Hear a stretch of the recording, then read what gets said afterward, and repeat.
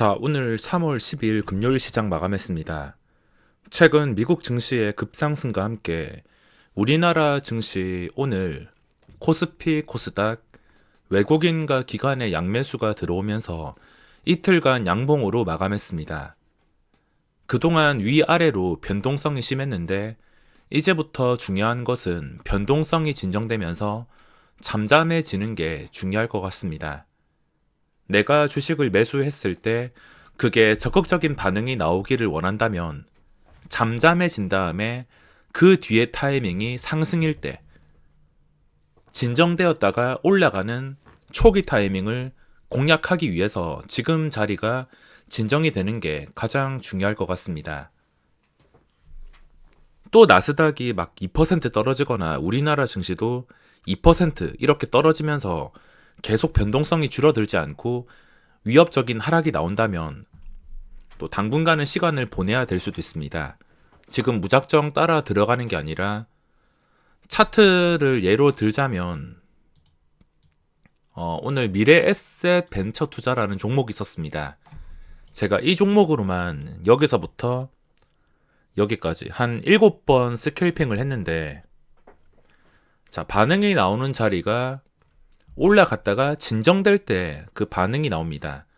진정되는 게 무엇이냐면 올라갔다가 이상하게 주가가 기본적인 이동평균선 밑으로 잘 빠지지 않는다는 겁니다. 빠진다 하더라도 단숨에 회복, 빠진다 해도 더 이상 안 좋은 캔들이 뜨지 않고 그대로 회복, 이런 자리들을 통해서 반응이 나오는 초기를 공략할 수가 있습니다. 이것도 제가 매매 영상을 준비해 놨는데 무엇이 지켜주는 자리인지, 무엇이 빠지지 않는 자리인지에 대해서 설명을 해놨습니다. 지금 코스피도 마찬가지입니다. 미래에셋 벤처 투자 차트처럼 급하게 올라간다고 무작정 따라잡는 게 아니라 이렇게 눌리는 것을 보고 또는 진정되는 것을 보고선 그 다음 상승이 결정되기 직전에 이때 들어가는 게 가장 좋은 타이밍이라 할 수 있겠습니다.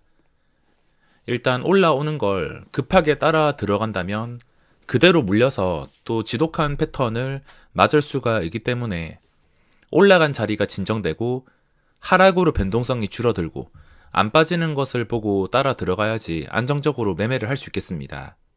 만약에 여기서 또다시 빠져버린다면 계단식 하락으로 가는 것이기 때문에 증시가 어떻게 될지는 아무도 알 수가 없어서 확실할 때만 매매할 생각입니다. 오늘은 다행히 매매할 종목들은 많이 나왔습니다. 눌림목이 괜찮은 종목들도 많았으며 오전에 다날이라든지 신규 상장주라든지 적당한 눌림목 이후에 제대로 된 급등이 나왔습니다. 눌림목이 괜찮아서 충분히 공략할 자리를 만들어 주었으며, 일단 지금 지수 상태 보시면 황금선까지 올라왔습니다. 코스피는 올라왔으며 코스닥은 아직까지 거리가 있는 편입니다.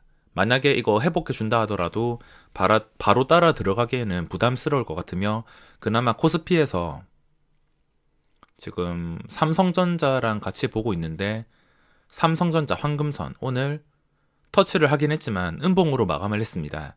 상승을 좀 강하게 유지해주지 못하고 음봉으로 마감을 했는데, 어쨌든 지금 올라온 83,000원 정도 되는 자리, 시간 지나는데도 계속해서 뭔가 이상하게 빠지지 않는다면 이런 식으로 좀 힘든 캔들이 나왔는데, 이렇게 힘든 캔들이 나왔는데 여기선 빠져야 정상인데 빠지지 않고 이상하게 올라온다, 버텨준다, 그렇다 싶을 때 저는 공략할 생각입니다.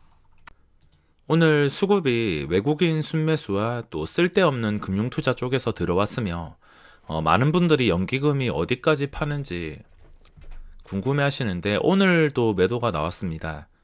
저는 별 생각은 없지만 여태껏 보기 힘들었던 엄청난 매도가 좀 오랜 기간 동안 지속이 되고 있습니다. 그리고 코스닥에서 오랜만에 투신의 수급을 볼 수가 있었으며 외국인의 이틀간 수급, 어차피 이거 단타 수급이기 때문에 이게 당장 다음 주 월요일에 빠진다 하더라도 전혀 이상할 게 없습니다. 들어왔으면 당연히 나가면서 지수를 끌어내릴 수가 있어서 이게 나감에도 지수가 잘 빠지지 않고 진정되는 타이밍을 노려야 될 것 같습니다. 어차피 코스닥에서 외국인이 들어오면 거의 대부분은 단타입니다. 장기 투자하는 게 아니라 뭐 JP 모간이라든지 UBS라든지 거의 대부분이 단타이기 때문에 이걸 무조건 신뢰를 할 수가 없습니다. 그나마 긍정적인 것은 삼성전자에서 외국인의 수급이 들어오고 있다는 것. 이렇게 하다가 또 하루에 200만 주 이상 매도가 나오면서 흘러내린다면 문제가 되겠지만 계속 외국인 수급 유지가 되면서 8만 3천 원 정도 되는 자리 지켜준다면 그때 다시 생각할 수가 있습니다. 자, 오늘 시장에서 저는 대표적으로 오전에 보던 게 다날, 그리고 사이버원, 이쪽에서 좀 집중을 했습니다. 오전에는 이 두 개 종목에서 집중을 하고 나중에 오후장에 되어서 미래에셋 벤처 투자 쪽에서 집중을 해서 매매를 했습니다. 지금 장호 시간의 거래에서 15만 주 매도가 나오면서 27만 주나 쌓여 있는데 오늘 상한가에서 마감을 했습니다. 마지막에 정말 지독하게 움직이던데 상한가 풀리고 쭉 밀었다가 할 게 없어서 마지막까지 지켜보고 있었지만 장 마감 동시호가까지 한 20초 남겨두고 순식간에 말아 올렸습니다. 그리고 시간의 거래에서도 지금 전쟁터인데 요즘에 지독하게 움직이는 종목들이 너무 많습니다. 제가 오후장에 미래에셋 벤처 투자를 집중했던 이유는 보시다시피 신고가입니다. 마켓컬리 그건 뒤로 하고 지금 거래량이 붙으면서 신고가, 그리고 장중에 발견한 게 이쯤입니다. 좀 늦게 봤는데 원래 VI가 걸렸던 종목이 그냥 내려가면은 신경을 쓰지 않아도 되지만 시간이 흐르는데 이동평균선 위에서 거래량을 동반해서 다시 올라온다면 그건 의미가 커집니다. 제가 좋아하는 차트이기도 하며 이 고점을 다시 회복해주는 그림이 나왔기 때문에 그 뒤부터 오후 내내 공략을 하게 되었습니다. 다날이나 그리고 사이버원 같은 경우는 오전에 적당한 눌림목이 나왔습니다. 눌렸다가 바로 상승이 나오면서 그 뒤로 시세가 크게 나왔으며 사이버원 보시면 25%에서 윗골이 길게 달면서 4%에 마감을 했습니다. 제가 이 종목이 결과가 별로 좋지 않을 것 같아서 함정을 찾는 방법에 대해서 영상을 만들었는데 그 함정을 이쯤에서 발견을 했습니다. 아마 이쯤에서 발견을 했을 텐데 발견을 한 뒤에도 주가는 조금 더 올랐습니다. 그 함정이 나온다고 무조건 주가가 바로 떨어지는 게 아니라 당일 결과가 안 좋을 확률이 높기 때문에 당장은 오른다 하더라도 함정이 나오는 것이 보인다면 무조건 피해 주셔야 됩니다.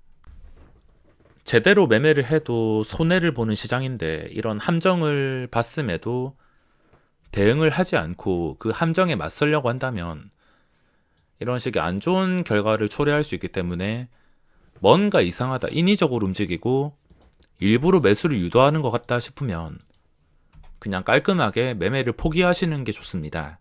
이것도 잘 나가다가 하필이면 함정이 나와서 딱 차트 여기까지만 봤을 때 분명히 잡았어야 되는 차트인데 그 전부터 함정을 보고 있어서 도저히 들어갈 수가 없었습니다. 설마 함정이 나오는데 상한가를 가나 싶었는데 25%에서 결국에 4%까지. 그리고 다른 신규주인 프레스티지 바이오로직스, 이것도 사이버원 오르는 거 보고 영향을 조금 받아서 잠깐 단타로만 대응했습니다. 사이버원이 많이 오르면서 이것도 VI까지 걸리면서 장중에 6%까지 마이너스 5%에 시작해서 6%까지 여기까지는 좋았지만 단 한 방의 추세가 무너지면서 그 뒤로 회복을 못 해줬습니다. 거래량도 많이 부족했으며 차트만 봤을 땐 도저히 매매를 할 수 있는 차트가 아니라 접근할 생각도 하지 않았습니다. 그리고 장중에 인터파크나 기관의 수급이 많이 들어오길래 봤었는데 뭔가 쉽지 않을 것 같아서, 그리고 이 타이밍을 놓쳐서 매매가 없었습니다. 펜오션도 들어갈까 했는데 위로 매물대가 너무 부담스러워서 들어가진 못했지만 지금 주가가 빠지지 않고서 다시 올라온다, 이거에 의미를 둬야 될 것 같습니다.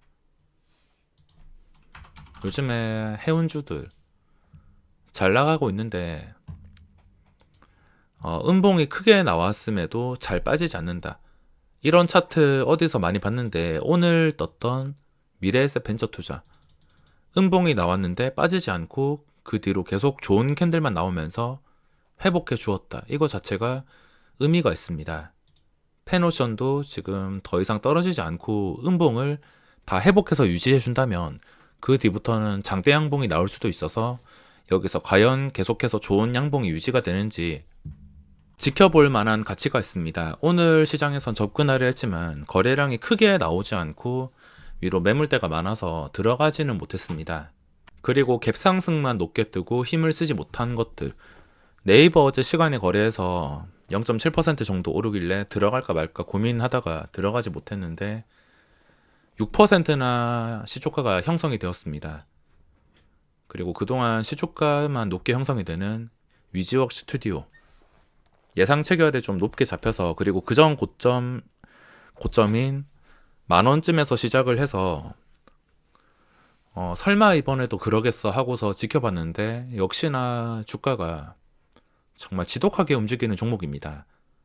일단 10분, 20분 지날 때까지 기다렸다가 그때도 상태 좋거나 시초가 위에서 거래가 된다면 평소와 다르다는 뜻이기 때문에 계획을 세웠지만 그게 아니고 그냥 쭉 떨어졌기 때문에 도저히 공략을 할 수가 없었습니다.